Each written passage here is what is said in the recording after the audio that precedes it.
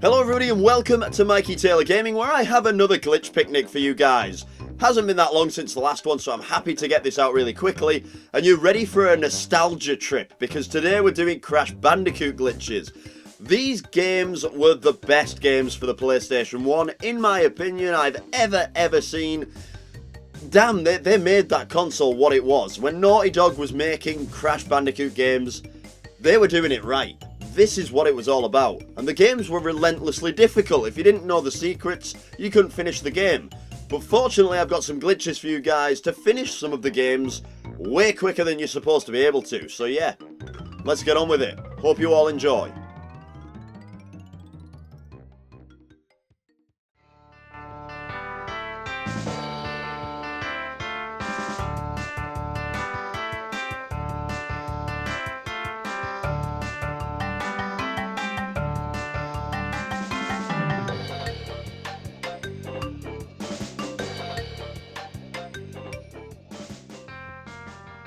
So I'm sure that we know, in Crash Bandicoot games, normally the maximum amount of lives you're allowed is 99. As you can see here, I collect another life, and it remains at 99. However, there is a glitch that allows you to surpass the limit of 99, and it's really easy to do.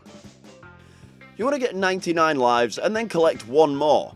Before the life has a chance to travel to the icon in the top right hand corner, you need to press start and then select really quickly to take you back to the map screen. The next time you enter a level and check the HUD, you should have over 99 lives. You can do this as many times as you like, but if you let one of the lives reach the icon in the top right, then it'll go back down to 99, so you've got to watch out for that. The counter doesn't go back down to 99 if you die though, so you can use every one of those lives if you plan on dying that many times, which is wonderful. The best place to do this glitch is on the castle machinery level using the green gem path. You can actually gain quite a few lives at once by using this method, and then you can waste them all if you really want to. While we're on the level castle machinery, I might as well talk about this glitch. If you let the green gem take you all the way to the top and then walk into the corner of this section, you'll drop right through it. If you stand right where it drops down, then you'll get stuck inside the gem.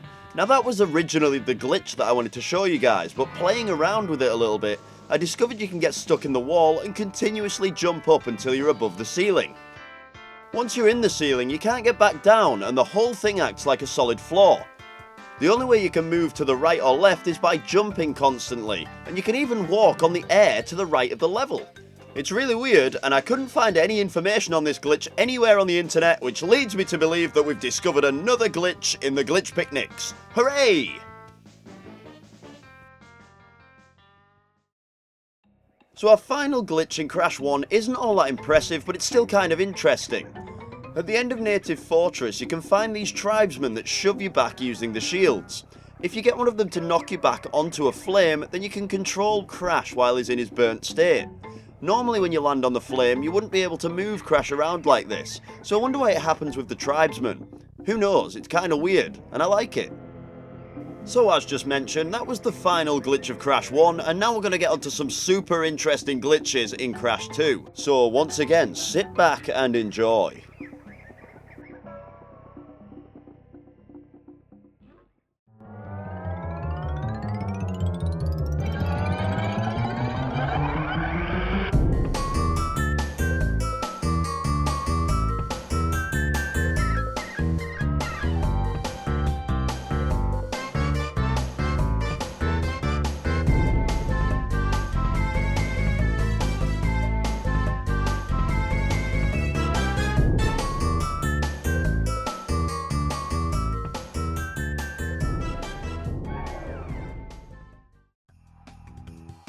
There are some amazingly helpful glitches in Crash Bandicoot 2 that'll help you finish the game really quickly, but I'm going to start you off with one known as the bonus glitch. In some levels of Crash Bandicoot 2, including Snow Biz, Snow Go and Piston It Away, there are bonus levels like this that are just holes you drop down into. If you can land right on the very edge of the hole and then jump out of it, the bonus text will be at the top of the screen, but you won't be in the bonus stage, so that's really strange. In pisting it away, you can actually carry on through the level as if it was a bonus level, just by using a technique known as the glitched high jump, which we'll go into in a minute. It doesn't really benefit you in any way to finish the level as if it were a bonus level, but it's just pretty cool to see that text up there. The glitched high jump is exactly what it sounds like. It'll enable you to jump that little bit extra when you really need it. This is Crash's normal jump. It's not very high at all, but by doing a skid jump we can actually gain a little bit extra height. Now the glitch here is to do a skid jump and then press the square button immediately after jumping. This will give us the height to almost reach this red gem. By using this metal bouncy box we can actually do a glitched high jump to reach the gem. This saves a lot of frustration because normally you'd have to go into Air Crash and find a secret exit. From there, when you warp to the secret warp room, you have to enter the Snow-Go level and then complete a very difficult track in order to be dropped on top of the red gem. It's very handy if you're a speedrunner, but you still have to unlock that secret warp room in order to get the 1% for it. It might also be worth mentioning that you can get the red gem by bouncing off the seal's head. I've never managed to do it, but apparently that works too. You can also reach it just by doing a regular glitched high jump from the position underneath the gem, but it has to be the lowest point while it's bobbing up and down. With that glitch out of the way, I have the best glitch ever on Crash 2 that will help you finish it in about 20 minutes with 200% completion, which is normally impossible, by the way.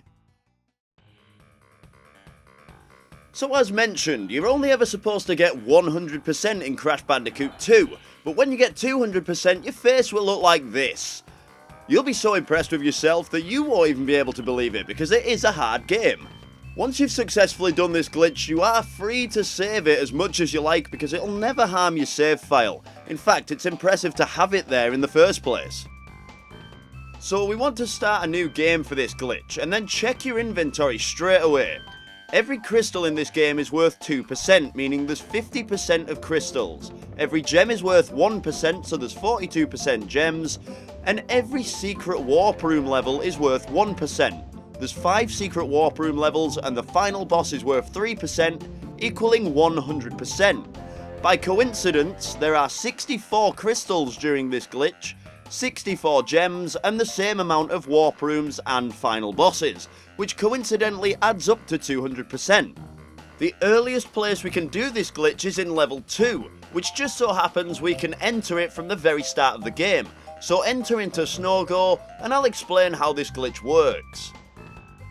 In Crash Bandicoot 2, you're awarded a set amount of Wumpa Fruit or lives depending on how many enemies you can kill in a row. By jumping on these 3 seals here, you can see that the combo goes up and you gain 1 Wumpa Fruit for destroying 2 and 2 Wumpa Fruit for destroying 3. This is where the glitch comes from. There's actually a way to gain an infinite combo if you do a spin then crouch just as you land.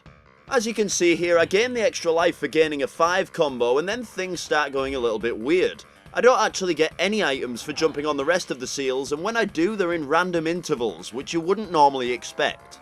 If you can keep this combo up for long enough and get over 200 seals in a row, then you can actually start getting crystals and gems by jumping on these seals because of the massive combo you've obtained.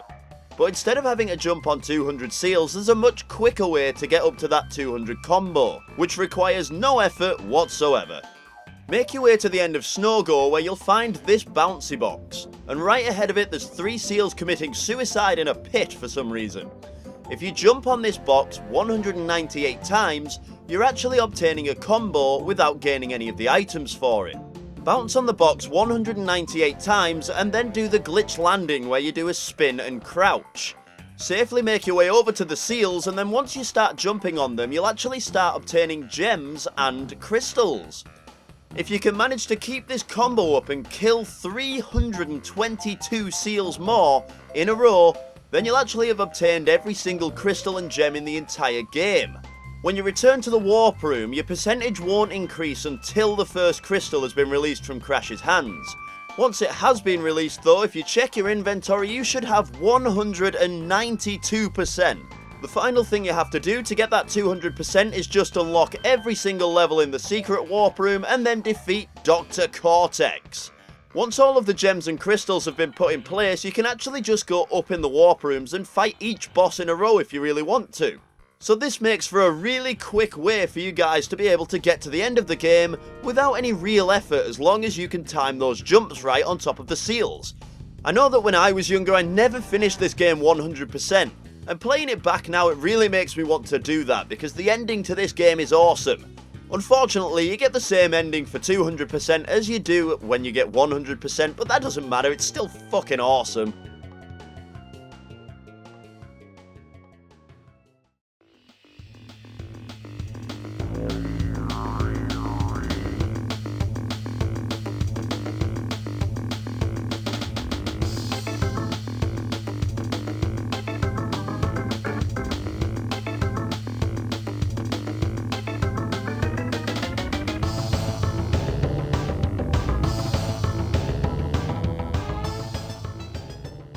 There is one really amazing glitch in Crash Bandicoot 3 and I'm going to save that one till last, but fortunately there's only one glitch before it. We've seen the bonus glitch in Crash 2 and this is the bonus glitch in Crash 3. This one allows you to collect too many boxes during the level so you can't collect the gem at the end of it. The reason you can't collect the gem is because you have to have exactly the right amount of boxes in order to collect it. If you have too many then it won't work, just like when you don't have enough. The glitch only works with certain bonus levels because you need to have a lot of boxes in order to get it to work. The level I've chosen is Sphinxinator because it's really easy to do on this one, and I had to pick one level, so why not this one? Enter the level and collect every single box along your way. You can miss boxes and the glitch will still work, but you won't see the effects of it unless you collect every single box. What you need to do is enter the bonus stage and destroy every single box in there. Don't leave any unsmashed. Return back to the level and kill yourself as quickly as you can by walking off the edge of the bonus platform. What this does is it allows you to collect every single bonus box, and it includes the ones that haven't yet been added to the total when you respawn. This is what causes the game to add more than the actual total boxes during a level, and why you can't get the gem. Oh, and I got stuck in a monkey. I really don't know how that happened, but that's also a glitch, so win! So we finally reached the final glitch of the Crash Bandicoot Glitch Picnic, and I've got to say it's the most helpful glitch I'll show you guys today. It's also the most helpful glitch in any Crash Bandicoot game, I think. And it all starts from the title screen. We all know what happens if you leave the game idle while you're at a title screen. More often than not, a demo will appear to show you what's included in that game. In Crash Bandicoot 3, that's no exception, and there's an absolutely fantastic glitch, all stemming from the demos of this game. Leave the game idle until the first demo pops up. This should be the one where Crash is in the medieval area. Skip it, and then wait for the second demo.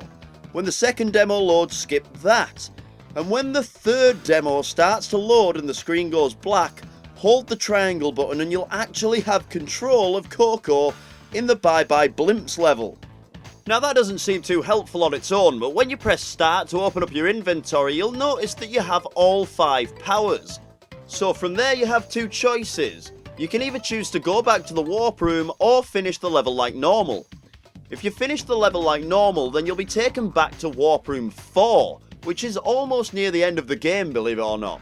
Now, it doesn't really matter that you're in Warp Room 4 because you can't actually exit it. You can only play from the levels that are located in that Warp Room, so it's basically pointless from there. However, if in the demo you choose to go back to the Warp Room from the start menu, then you can start the game with all 5 power-ups, making it so easy to get through those first few levels. You can even get the Platinum Relics without even having to lift a finger because you've got everything there ready to do it. Now that is so helpful because Crash Bandicoot Warped is so much backtracking in this game that just eliminates the backtracking. There's no repercussions of this glitch, which means you can just carry on, save, do whatever you like during the game, and it's just like you've got them normally.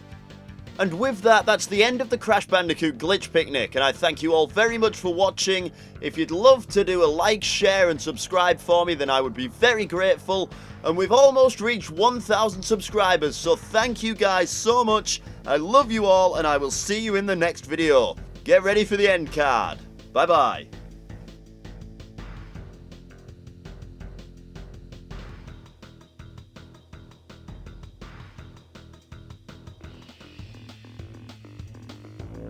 Hello guys, I can't believe it's been so short an amount of time since the last Glitch Picnic was released. It doesn't feel like last week when I released the Super Smash Bros. Glitch Picnic. But yes, here are two videos that you can watch if you really want to. On the left hand side, we'll show you how to hack a 3DS in order to play homebrew games on it. And on the right hand side is the Super Mario Glitch Picnic uploaded about 6 months ago. Thanks very much for watching guys, please like, share and subscribe if you've enjoyed this video. And we're almost at 1,000 subscribers, so thank you all so much. I love you all and I will see you next time.